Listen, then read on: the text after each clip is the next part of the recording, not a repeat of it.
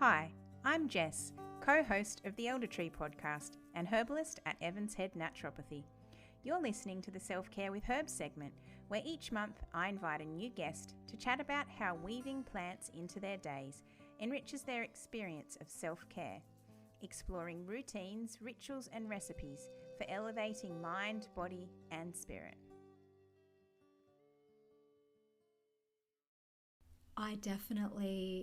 I love essential oils, but I have always been very much like use local. I don't want to be importing things from across the world if I don't have to. Yes.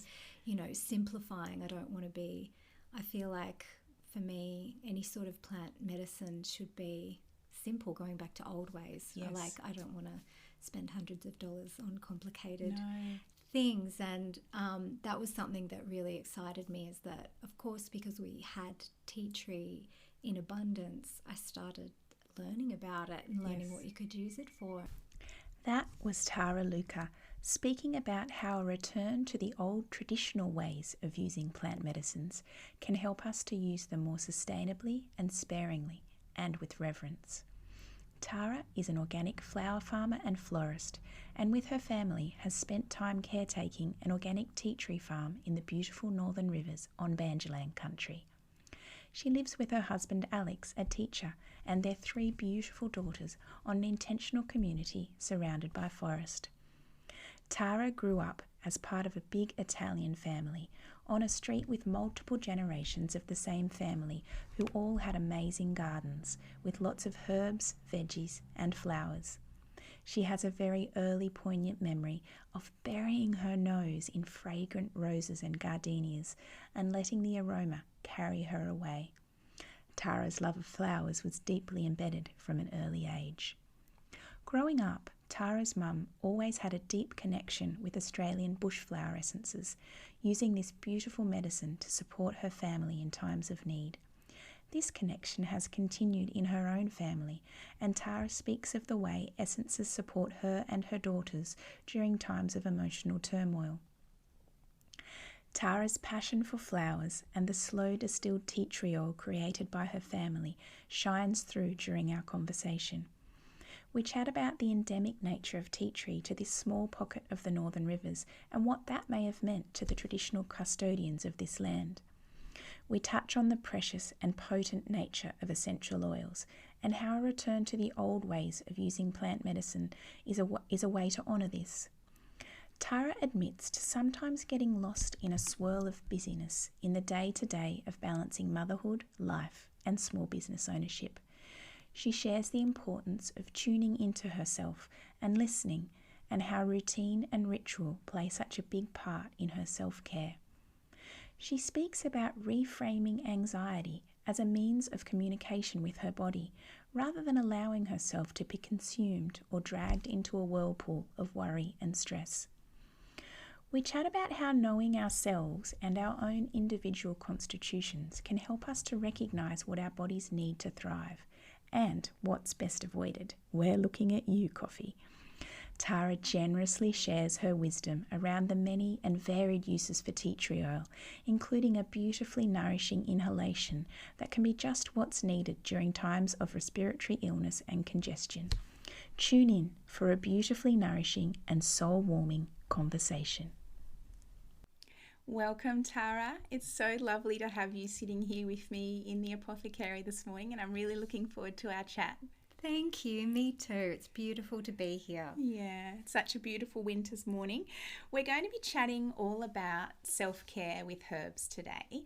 But before we delve into the self-care side of things, I'd really like to hear from you how your relationship with plant medicine began. Let's go right back into childhood and hear a little bit about how things evolved for you. Okay, I'd love to. I would say that my earliest connection was, I sort of grew up between Melbourne and the Blue Mountains. And my mum's family was from the Blue Mountains, and the street where she had grown up, there was multiple generations of her family on that street, and they all had amazing gardens. And so there was lots of herb gardens, veggie gardens, and flower gardens. All of the women of the family It was funny. I think most of the men were into the veggies and the women were doing the flowers, which is so stereotypical. I hate to say it, but that's kind of what it was. And so there was a lot of different flowers being grown down there, and mainly for fragrance. And so I do remember as a child, like, just going around smelling, and putting my nose into roses and camellias and gardenias, and, you know, in the Blue Mountains there's all that sort of cooler climate flowers. And my mum always had a deep connection to Australian bush flowers, and she was always really into, like, learning about Indigenous plants and things like that. And I think around the age of 10 she got into the Australian bushflower essences, and so I kind of remember constantly, you know, I'd be a bit sick or I'd be emotional or something, and she'd be like, 7 drops under the tongue. And she went and did training with Ian White, who was the founder of the Australian bushflower essences, and, you know, was just very passionate about it for her whole life. She actually just recently passed away, and even as she was passing away, she was saying, can you make me a transition essence? And it was really a beautiful part of that story. So yeah, I would say that's where I kind of got the connection to how magical plants could be. Yeah. And has that love of and connection with the Australian bushflower essences trickled into your life as an adult?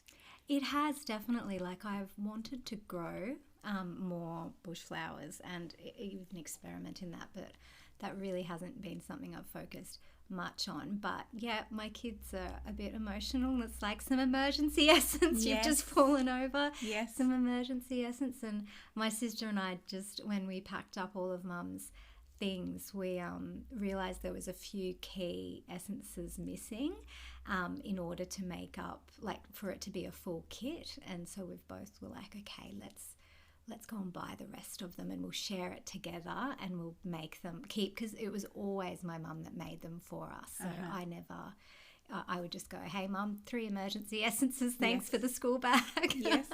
And she would do that, or a confit, or whatever that might be. But we've kind of been like, yeah, it's time for us to take on that now and keep it going, which is a nice legacy. Yeah. And was your mum, did she make the essences from the flowers, or was she more into blending the essences from the stock? Yeah, she just blended them from the stock, and she did go on a few trips with groups to see how it's made, and she did experiment a little bit. But yeah, she mainly just ordered them and was just always fascinated by the stories. And and what are some of the ones that your family tends to lean on most heavily? Is it the emergency essence? I would say the emergency essence, and since like my early teens, Mum would mix me up a confit essence, because she would often, like, if I was feeling a bit insecure, I think that I could often have a bit of bravado in those early teens, and it was probably just covering up insecurity. And she definitely thought that was I can't remember what you call it, a universal essence, or there's one for each person that can actually be an all-rounder. And it's escaped me, but I just always found the confit really great for me. And the one for the cognus as well, for memory, and because I can definitely be very vague and a bit dreamy. And I use that one, especially use that with the kids too, for studying and that sort of thing. Beautiful. So they're kind of the 3 main ones that we and they're use. All blends of different essences all together. They're kind of, I think they all have about 8 different combinations in them. A bit of a recipe that And are they things that your girls will ask for at certain times? Are they aware enough that they know, I think I could do with a little bit of emergency essence right now? Or that's a good question. Maybe a little bit. I think it is more something I push on them. Yes. And it's so funny. Even as an adult, it was something that my mum needed to remind me about. Quite often I would like, you know, be like, I'm just a bit rattled today. And she'd be like, have you taken your essence? And so maybe it's just one of those things. But Yes. as I said, I have an emergency in their backpacks. So I think that they do know to go to that. Yes. But for other things, maybe little gentle reminders. It's more of a mama's like, oh, I think you might. Let's pop some of that in your water. Yeah, totally. And that's actually the best way to take it. It's just a little bit in the water. Yeah, absolutely. Oh, that's beautiful. So really early on, a really strong connection with those flower essences and a beautiful memory of those gardens and them being a really big part of your early childhood. And so from there, Tara, let's talk a little bit about how your journey has evolved and where the plants have made their way into your life. I know that now you have a really strong connection with a number of plants, being both a flower farmer and a tea tree farmer, but how did those journeys start to evolve? Well, definitely through my husband Alex. Like, I didn't do any gardening or growing until I met him, I would say. Like, I definitely observed it. And my dad's side of the family, he's Italian, and they're in the suburbs of Melbourne, are like urban veggie growers. So I did grow up with a lot of that sort of self-sufficiency, but in an urban setting type thing. And when I met Alex, he had grown up on an intentional community, which is where we live now as a family. And he was just like, we were both studying music, and he arrived for a rehearsal with a big bag of veggies from his garden, and was like, beautiful. I hope everyone, you know, all the uni students, hope everyone needs some lettuces and beetroots. I was just like, who is this guy? He's just always had a passion for growing. And so my passion for growing actually came through just veggie gardening with him when we moved in together and that sort of thing. And but I realised how much I loved it. And the more that like every house we lived in, we established a big garden. But when we'd already had one of our daughters, we moved to the Snowy Mountains for him to take a music teacher's position. And we ended up in this big, beautiful house that had this big, beautiful garden full of roses and full of flowers. And I was just like, oh, yeah, because he was a bit of a like, don't grow flowers. They're a waste of space. We're trying to save the earth here. And I was kind of like, oh, yeah, we've got roses. And it kind of reminded me of the Blue Mountains. Yes. And I got very hooked on growing flowers there in that cooler climate. I mean, I say cooler because, where you and I are now, for those that don't know, it's a subtropical and it's more of a warm climate. And so over the years, I guess our passions were different for growing different things, but we kind of always had this dream of, let's make a business out of this somehow. Yes. And it kind of, we ended up moving back to the community where he grew up with our now 3 children, and bought a farm down the road, a certified organic tea tree farm. And it was basically just because we always had this very open idea of what can we grow, and we really didn't mind what it was.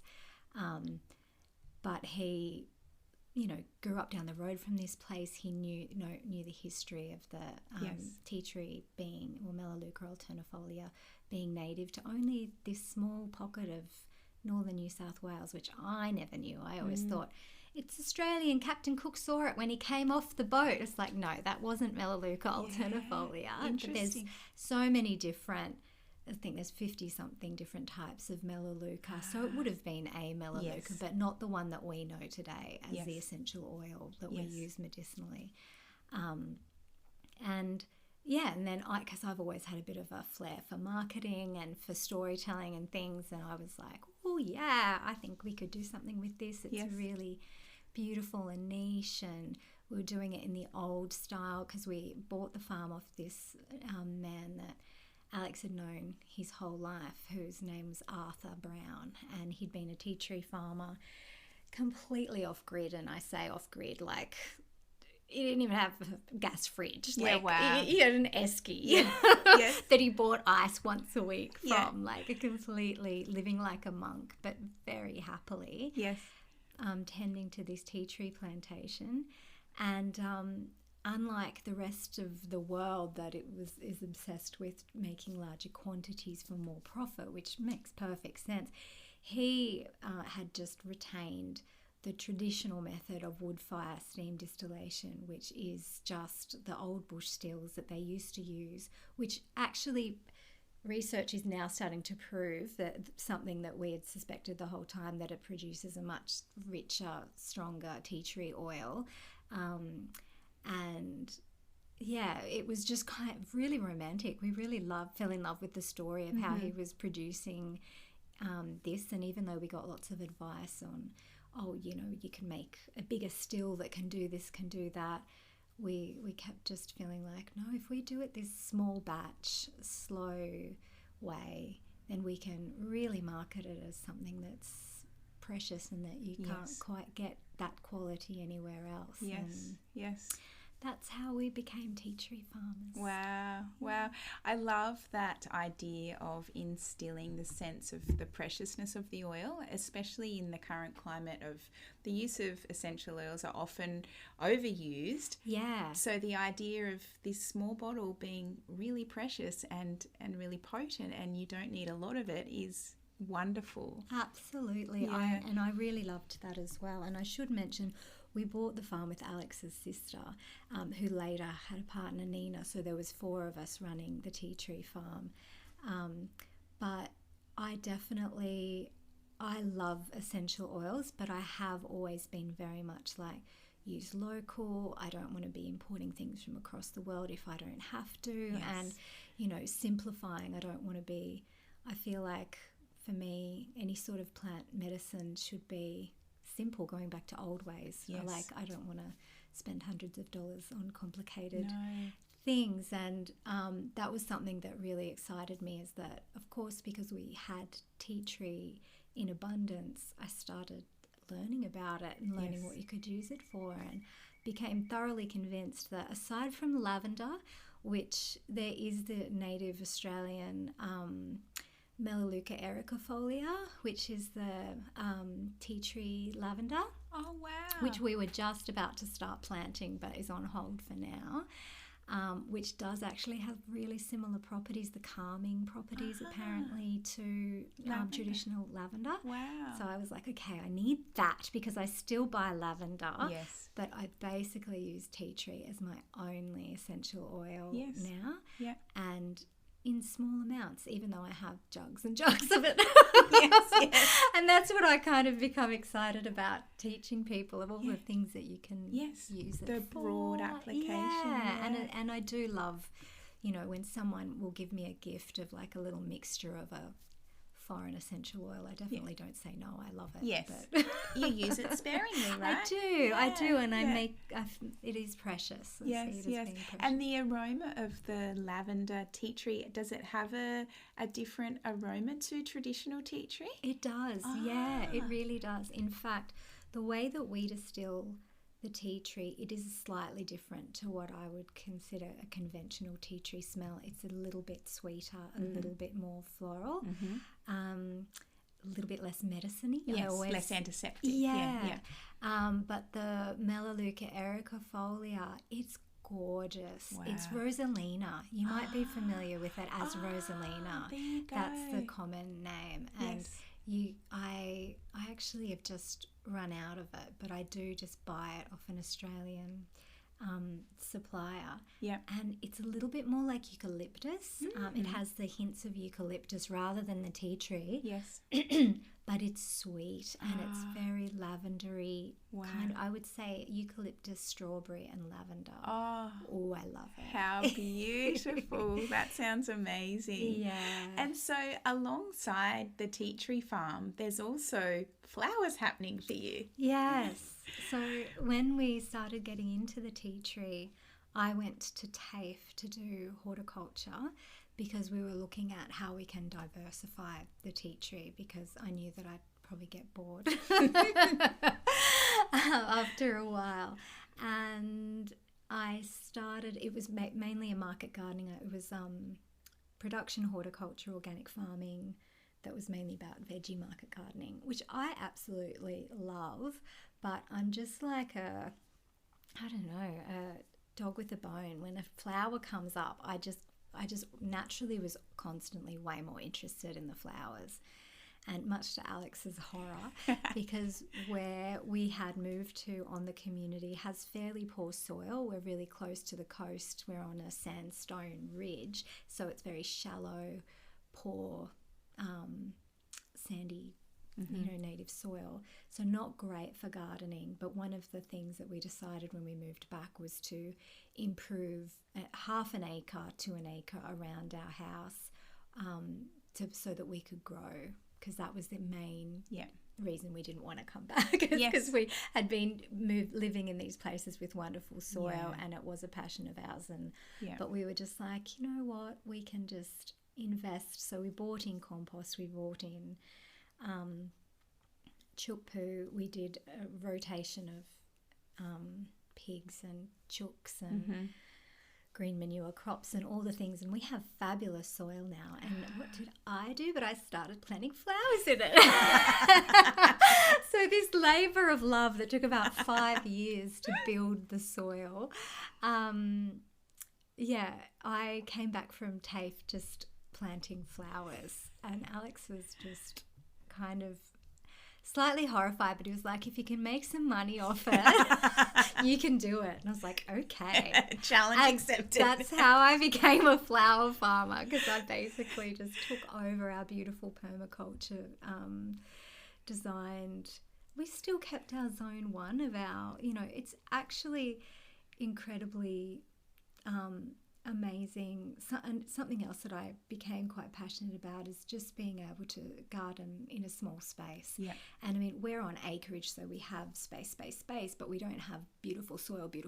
So it's like having an urban garden in the middle of the bush. We're basically in the middle of a forest. And it's just quite amazing that you can grow so many veggies in a small area. This is what I've been trying to tell Alex. Yes, we can have space for flowers. We don't need 3,000 lettuces at one time, darling. If you plant 5 at a time. So I'm really into succession planting. Yes. That's my thing. I get really, really into planting, and same with the flowers, because flowers are so fussy. If you are trying to sell them as a business, you need to pick them at the exact right time that's good for vase life. And very seasonal, I imagine. Very seasonal, and so it's all about planning. As you plan as much as you can. Yes, of course, it's so much is dependent on weather and the odd natural disaster or two. Yes. Throw that in the mix. We're getting great at those. But that's how the flowers ended up being mainly my side of the business, that we included in the certification for the tea tree farm. So they're both under the same Australian Certified Organic label. And 2 streams of income. Beautiful. Lots of plants woven into your lives there. Definitely. So we might move on now to the self-care aspect of our conversation, starting off with just really generally what self-care means to you. I would say that it's just tuning into myself. That's probably the main thing, because I think it's very easy to get lost in busyness and not really know what's going on until we start reacting and getting triggered by things. So listening to myself, I think, is my self-care number 1 that I'm still learning. Absolutely. And we are, right? Life is busy, so it's always paying attention and taking that time to tune in. Absolutely. Definitely. And so when I imagine there's times when you're not tuning in, and I wonder what it is that starts to give you a bit of a nudge and say, hey, come on, it's time to tune in again. What are those whispers that you start to hear when you haven't been able to tune in, or you've had things happening? I would say definitely the loss of my routine is the first thing, and I'm like I love routine, and I love having rituals. Like when I'm on, I do meditate every morning, and I have these little things that I've done over the years which are part of self-care, and that's, I guess, part of my tuning in and listening. But the first warning sign is that starts breaking down. Yes. And it usually takes about 3 months to actually go, oh my goodness. Yes. Where have all those things gone? Yeah, all of those things that top me up, that fill my cup, the decline of that. And then I do get anxiety. That's my, it's always a little bit of anxiety that makes me just go, oh, okay. Oh, that's right. I've lost my center. What have I been doing? Oh, yeah, I haven't actually been drinking water. I haven't really been exercising. I haven't really been. Yes. I'm like, oh, duh. Yes. And then, yeah, look, it's a funny thing for me. I like that journey with anxiety, because even just before I get sick, I get like a few hours of just like feeling very anxious, and then as soon as I get a symptom, the anxiety goes. So I try to look at anxiety now as a means of communication with my body, because I've definitely had times in my life where it's, it hasn't been connected to, what's actually happening in the moment. Like it's been a bit like I had some post-natal anxiety with my third, and actually I was very depleted in lots of ways. So that was just another bit of communication. But I see that as a little, it's usually the second step. Little, and if I catch it, I find it very easy to manage. But when I don't catch it, I can spiral. I have had a few times in my life where I've spiraled into a bit of a pattern of, not being able to pull that back out. And that can be awful. Yeah. It's so interesting, like the loss of those anchors, those daily anchors that keep you grounded and keep you on a clear path are a really clear sign for you that things have started to get a bit wobbly. And I love the idea of that anxiety creeping in being a little sign of a communication within yourself, and looking at it that way as a way of going, oh, okay, I'm about to drop down into illness here. I need to ground myself back down with those anchors, rather than letting it overwhelm you and pull you down to a place where it's difficult to come back from. I love that listening. It's really beautiful. And what do you find, Tara, are the biggest barriers to those investing in those anchors that you were speaking of? What is it that tends to be getting in the way at those times? It's probably a combination. Definitely busyness. But it's a funny thing, because sometimes, doing a lot and having a lot of passions, and as being a mum and having a lot on your plate, like I am way more productive and way more useful to myself and everyone else when I do those things. It's just so easy to forget. So I often say, oh, it's just because I'm so busy. But often the thought busy doesn't really come in until I get a bit overwhelmed or whatever. So it's more just full. You know, life is full. I much prefer that. But when I start going, oh my God, I'm so busy, I'm so busy, I think I've already lost my center a bit when that's happening. And so look, I would always say time, but then I've got part of me that goes, but that's not an excuse, because you know that it's an investment in time. But it's also big break. I've found the most challenging thing lately is that there has been so much like that we've had floods in this region and COVID and all these things that life is very unpredictable, and that is just life as well. Like I'm certainly don't feel like I'm a control freak that needs to not accept change. Yes. Yeah. But it messes with your routine. You're right, it does. And so it can be really Yeah. challenging, especially. And sometimes you do just need to go into survival mode, and you Yes. just have to go, that's okay. I'm Bare not going to minimum. meditate, whatever. Yeah. Yeah. Just don't drink that second coffee, Tara. Yes. Just don't do Yes. it. Yeah. And the people you're around too, because Yes.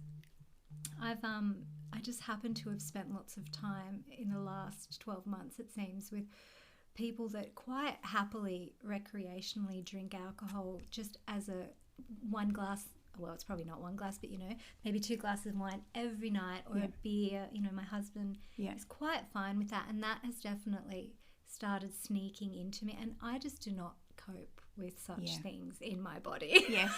Yes. So really being aware that I'm being influenced by other people, which means I can just get better boundaries and try to have a bit better willpower. Yes.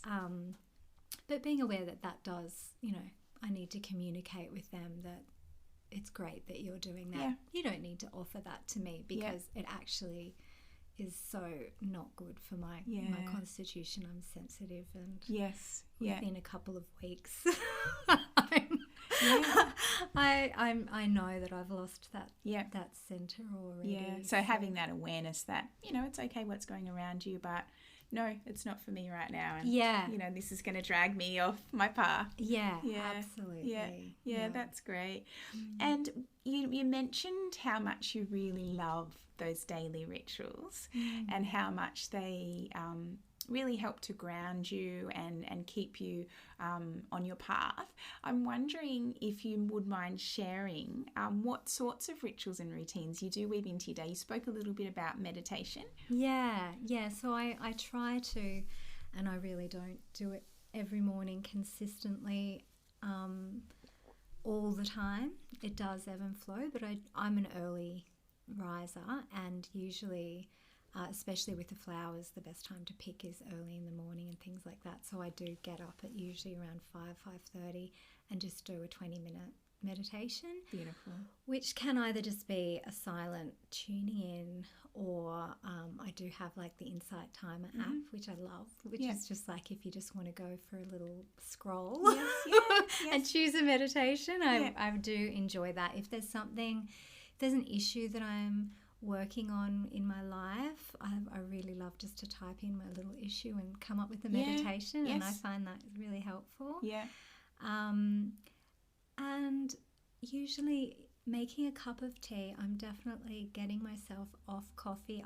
I've never been a coffee drinker until the kind of COVID days. It kind of snuck into our life, and like, I'm Italian, I grew up with it. My family can have macchiato shots at 10 p.m. and no one is affected, but I am a psycho. But somehow it crept into my adult life when I knew the rest of my life I've never been able to cope with caffeine. And anyway, so I'm recovering from that at the moment. So it was a coffee for a while, but now it's a beautiful herbal tea, which I just find really nourishing. And just going for a walk around the garden and actually just inspecting every how did everyone go overnight? Did any bandicoots come and get you? Are you all tucked in safe? And there's usually some form of death toll from something, but a lovely, just check in with my nursery. I've always got lots of seedlings going on, and a space where I'm not writing my to-do list, but I'm just observing, and that is like my favorite part of gardening, and that's something that makes all of the garden just run better, because I just know what's going on, but I haven't written it down. It's just within, if you know what I mean. So I feel connected to the garden and feel connected to, what needs to be done on a different, on not so much a cognitive to-do list level. And that's very nourishing. And that's all part of the morning routine? That's usually like and then that's before the kids have woken up. Usually. So your day starts on that beautiful track, and that kind of, influences how the rest of the day flows. Definitely sets up a much more calm fluid day. And I try to have a nighttime ritual as well, where I just do a bit of gratitude and just a bit of tuning in, because I guess so many people are always like, your day routine starts the night before, making sure you have set yourself up for that. Yes. For that morning. And when I do that, I definitely find it nourishing. Yeah. Although now with teenagers, that the only time they want to talk is at bedtime. Is at bedtime, which for them, I go to bed before them now. I just can't cope. Yes. And I feel bad because it's totally like, oh, Mum, need to debrief. And it's like 9:30 and I'm like, oh, my brain switched off. Could we make an appointment for 8:30? But it just doesn't happen. So yes. Yeah, the nighttime routine often is the one that is first to go. Goes out the window. And your gratitude, is that something that you're doing sort of in your head, or do you tend to journal? Yeah, I do. Yeah. I do journal. Yeah. I usually journal more when something's really wrong. Yeah. It's definitely I do try to keep the gratitude journal as a regular thing. But when I'm feeling good, I don't feel as called to it, which is, I know that it's probably better to keep it going because it tops you up. That's what my sister, who's like a life coach, she's always like, do your gratitude. But yeah, I journal a lot if I have internal conflicts and something going on. That's definitely my process. Yeah. And what sorts of herbs find their way into your cup when you're having your herbal tea in the morning? What are your favourites? That's a good question. Well, I was given one by you during the floods, that mix of tulsi and rose and things like that, beautiful. Which I still have and I've been using in bits and pieces. Yes. And I often have, I guess if I'm fighting things off, I usually grab thyme and things like that from the garden, and garlic and lemon. But I often go straight from the peppermint. I really find a lot of benefit from chamomile, but I just don't tend to like the flavour. Oh, interesting. Yeah, and so I buy it and I go, I'm going to do some self-care and I'm going to drink that chamomile, and I tend to make it and just take a few sips. It's not really a conscious thing, but I do drink a lot of peppermint. And do you have herbs growing in the garden? I do. What have you got in your garden? Lots. I've got lots of different types of mints. I have oregano, as my nonna would say, and basil, and thyme and sage, and more culinary herbs, I would say. And what else? Dill. Beautiful. Yeah, those And do you dry your mints for your tea, or you tend to just pick a bunch and pop them in a pot? Yeah, I have if I'm, because mint goes bananas, and I've got it underneath roses, and so every now and then I'm like, must get you out, but I know that I won't get rid of it. But I love how prolific it is, so I'll pull out a lot. If I do pull out a lot, just weeding really, I'll dry it and I'll keep it, but usually I just grab fresh stuff, and I just we've got a slow combustion wood stove is what we do our cooking on, so it just can simmer on a low temperature. Beautiful. Yeah. You might enjoy chamomile more with mint. I need to speak to a naturopath about this. I don't make many mixes. I don't know just why. Just tend to pick the one flavour. That's a funny old thing. Interesting. I'm going to go home and try that. Because especially, chamomile I've always used for the girls. Yes. And, definitely my eldest, who's a bit more highly strung, when she was little, I would often just make her a little chamomile tea, and I would find it really soothing. It's really soothing, and she would want honey and stuff in it, which is fine, but she would, that warming, sweet, calming. Beautiful. So I'll definitely just add some. Hibiscus is the other one that I drink. Hibiscus and peppermint. Beautiful. Is the one with a squeeze of lemon. That's actually another favourite of the family. And I have grown the hibiscus before, but I must say I've just been buying it of late. Okay. But yeah, sure. it's really delicious. It is, isn't it? Sweet. Yeah. And I could probably put chamomile in that. You could, because they're both quite strong flavours to mask the chamomile. Yeah. Can we talk a little bit about the tea tree and what sorts of applications that has and where it makes its way into caring for yourself and your family? So one of the most lovely things I love to do with it is when the kids have colds to do steaming, because I just find even that ritual is just really nice, and it kind of, you know, it's that whole thing when you fall over and you want a Band-Aid just for that bit of acknowledgement. Yes. I find that the kids and myself even, it can just be that nice bit of validation that, you're feeling like crap and this is a little moment to just do deep breathing over the steam. Do you mind, because a lot of people probably haven't tried steaming before, right, do you mind just talking us through what you do when you create a little steam for the girls? Yeah, I just get a glass or stainless steel bowl and boil the kettle. Usually let it cool down a bit because you don't want it to be scalding. You can actually burn your nostrils if it's too hot, but you do want it quite hot. Pour it into the bowl, and usually I add, depending on who it's for, but and our tea tree is quite strong, maybe just 3 drops, and then put a towel over your head and just lean over and deep breathing. And if you're really congested, like I suffer from asthma, so I find it really great for the chest, but if you're really congested, usually your nose will just start running and clear you out, and nearly every time you can be breathing through your nose, inhaling it, kind of letting it go through the sinuses after a minute or so, and you'll sort of get congested once you stop. But it's just it can Beautiful. be really great. Yeah. It's very calming, and it's also just really great to clear the... And you need that when you're not feeling well, huh? Yeah. And it's warm and all those lovely things. Yeah, that's beautiful. And then another one, I make a little chest rub, so just like a Vicks, but it's just a bit of... there's loads of different ways that you can do it, and I tend to always try like the beautiful fancy Instagram way once, and then I end up like I'm just rubbing a bit of olive oil and a drop on your chest.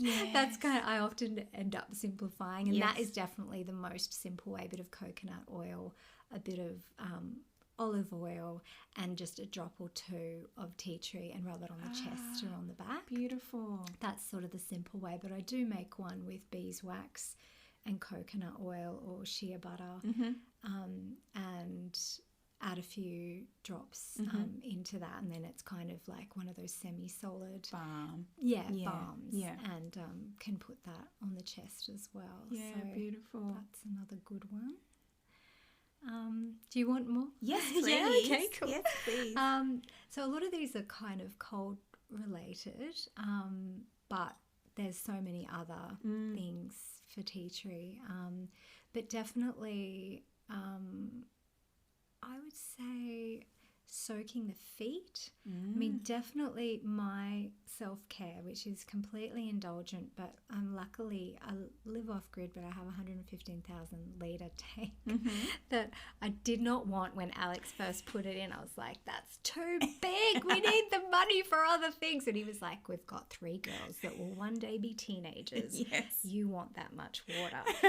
And I'm the one. So I have baths, basically. Yes. And, they actually get recycled when the girls end up, they go down onto our bananas to start off with, all the water, but the girls usually would jump in at the end. And even if they've had a shower, bath is just our family thing. Yes. And in fact, that's like where Alex and I get our biggest talking going on, is if he jumps in the bath with me. It's just like... I go, if we could do that every day, we'd be so organised. Solve the problems in the world. Totally, because it just makes us go. There's just no one, and it's an outdoor bath as well. Oh, beautiful. We do have a roof on it, but it's separated from the house, and it's a retreat. So tea tree in the bath is great. So if you've if I've been in the garden and working with roses and things, cuts and bruises, not bruises, but it disinfects any of the cuts. So I kind of just don't worry about them in any other way. Yes. It's also I've heard really good for the yoni and for vaginal health. Yes.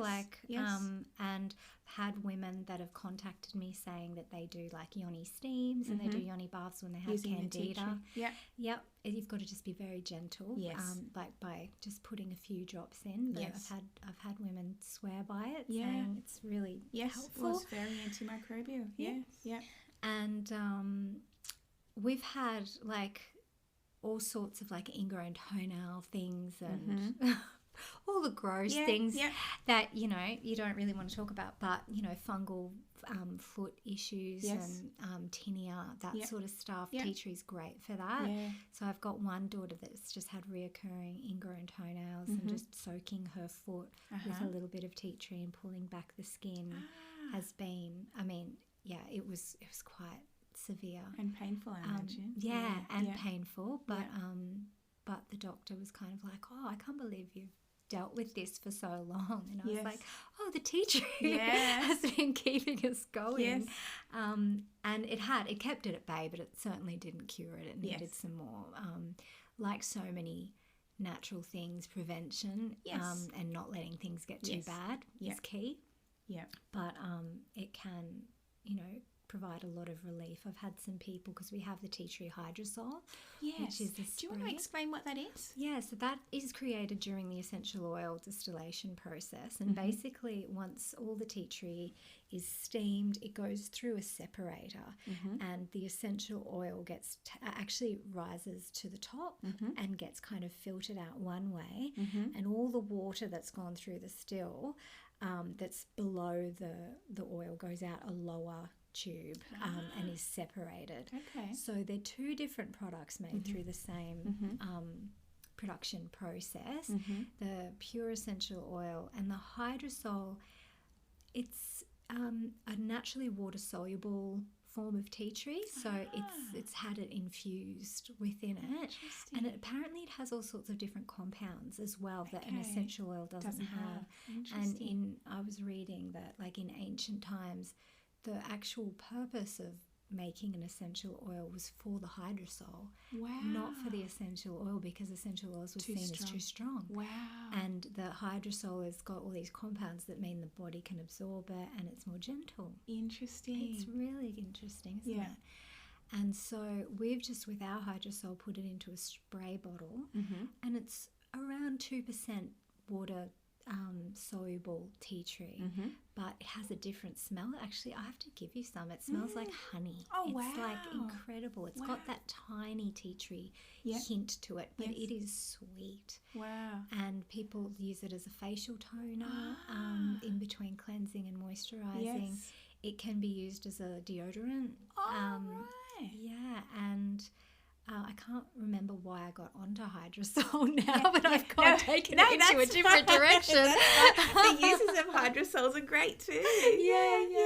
But there was a segue that I've just misplaced, but that's all right. I imagine that the hydrosol would be really lovely on sort of teenage skin too. On the face. Yes, really, really soothing. That's where I was going with it, that a woman that has got very eczema and a whole bunch of different skin things, who lives in Canada, has been buying our hydrosol ongoing, because she's spraying it on her skin as the only thing that gives her relief. It's soothing and it's anti-inflammatory, and she says that it's just the bomb, which is wonderful feedback to receive. But that can be anti-inflammatory in a massage oil. All sorts. Yes, of course. Yeah, which I had never really put that together until about a year ago, when my mum, who was suffering from arthritis, I was putting tea tree into her massage oil, and beautiful. And she was finding it really helpful. Wow, so many different applications. I know. I wrote a little ebook that's just free on our website, and I think I found 100 uses, but I focused on 50 in the little ebook. But yeah, it's just once you start, knits on the hair is another big thing for my children. Like if they come home with knits, I do the whole olive oil tea tree cap. But it's just it's a soother and a killer. Yes. Absolutely. Absolutely. Wow, it's eye-opening, and I love you touched on this earlier about how one plant and one remedy can have such a wide range of applications. It's something that I'm leaning into a lot with my medicinal plants as well, just really paring back on what's necessary and delving into those so that you know all of the actions of that particular plant. So as you said, you don't need to have 1,000 different essential oils when, tea tree Totally.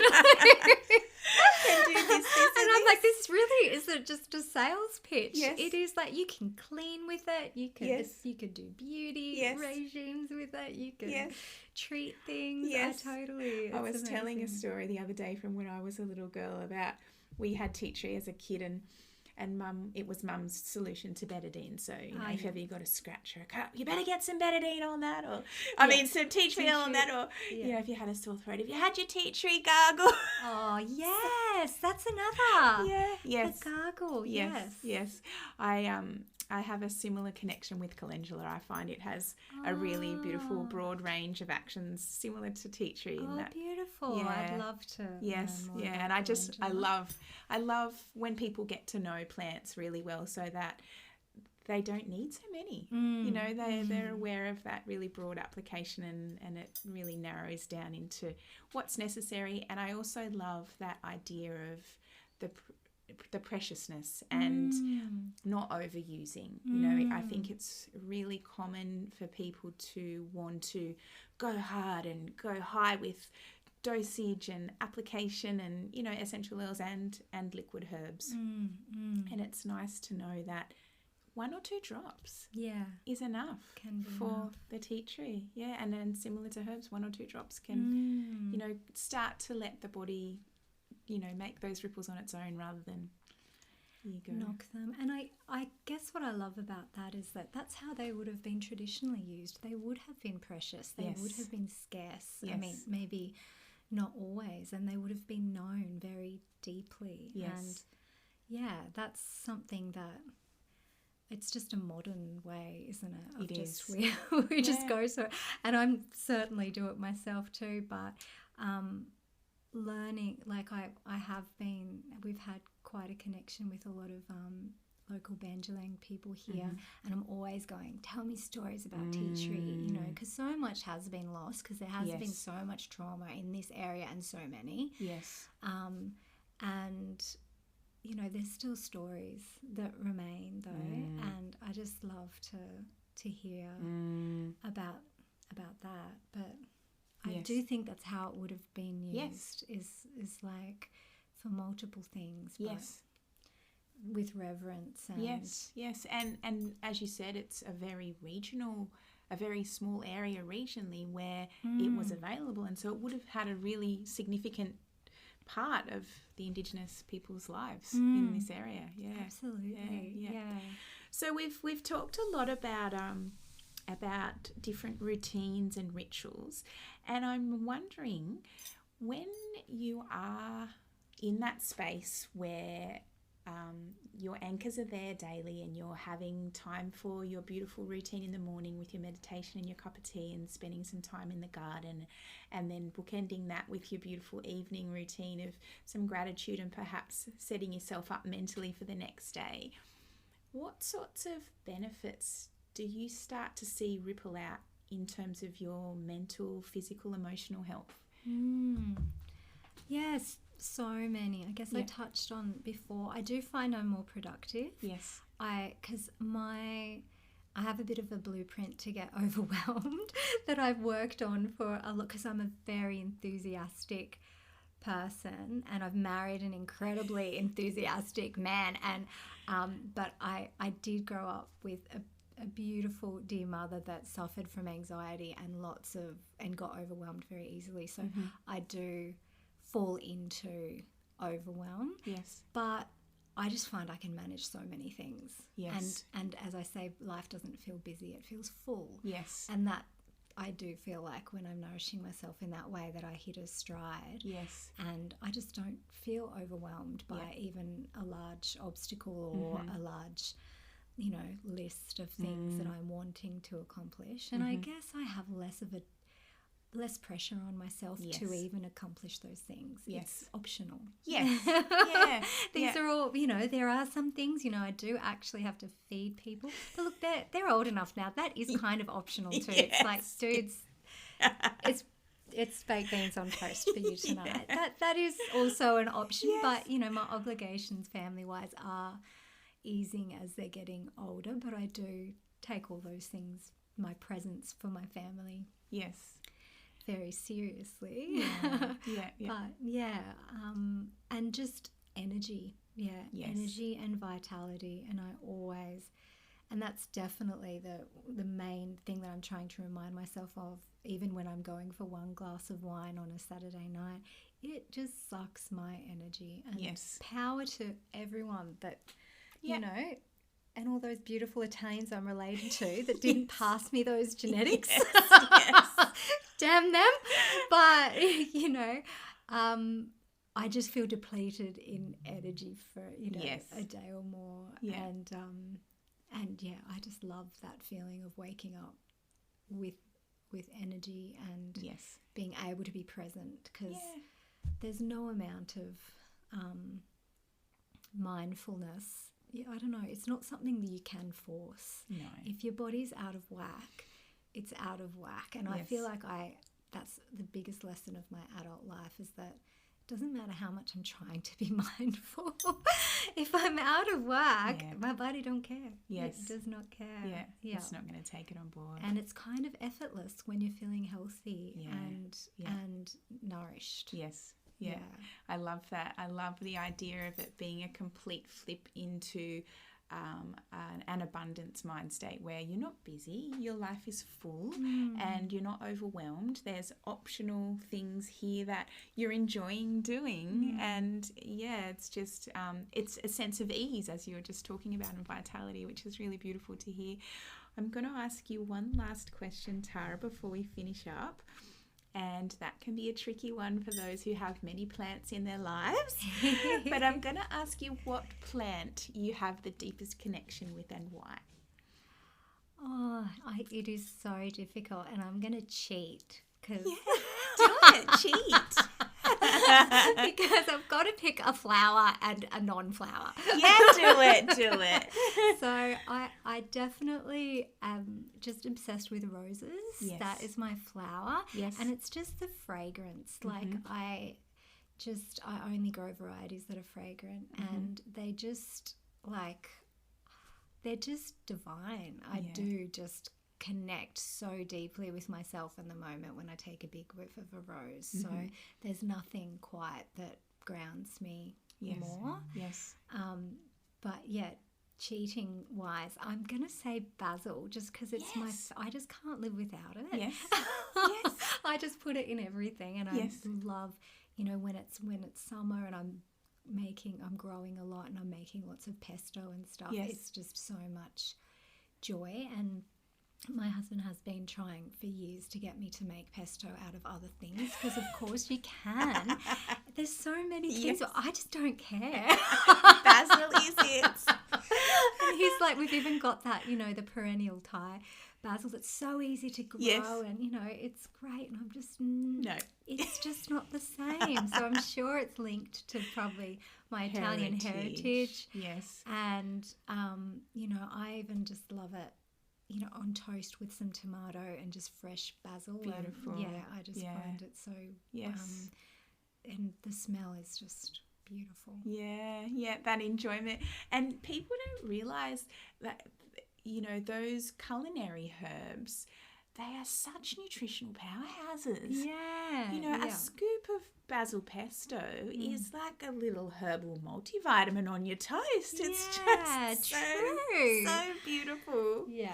Yeah, really lovely. No wonder it feels wonderful to It does. consume. Your cells are all going, yes, thank you. Totally. Thank Hit you. me up. Yeah. Well, it's been a really beautiful conversation, Tara. Thank I you. really love chatting to you. We will share ways that people can connect with you and find out more about the tea tree oil in the show notes. But thank you so much for being here today. Thanks for having me and for giving me some of this beautiful tea. Yes, we've had a lovely cuppa, haven't we? It's been gorgeous in the sun. Yeah.